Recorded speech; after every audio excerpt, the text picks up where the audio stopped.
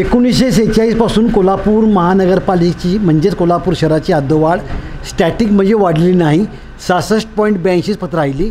ही सगळी आरक्षणं, red line, blue line, government offices, ground, देवळं, बिल्डिंगा, आमच्याकडं फक्त 7 लाख जनतेला फक्त 20 स्क्वेअर किलोमीटर जागा शिल्लक आहे. जी जागा वर्ल्ड हेल्थ ऑर्गनायझेशन WHO जो आहे त्यांनी एका माणसाला चांगलं जगण्यासाठी ज्याचं इन्क्लुजन आपल्या राज्यघटनेच्या आर्टिकल 21 झालेलं आहे त्याप्रमाणे जागा नाही. हा सायंटिफिक ॲप्रोच घेऊन आमची हद्दवाढ झाली पाहिजे असं आम्ही महानगरपालिकेला गेले अनेक वर्ष सांगतो आहे, परंतु ते अधिकारी ऐकायला तयार नाहीत.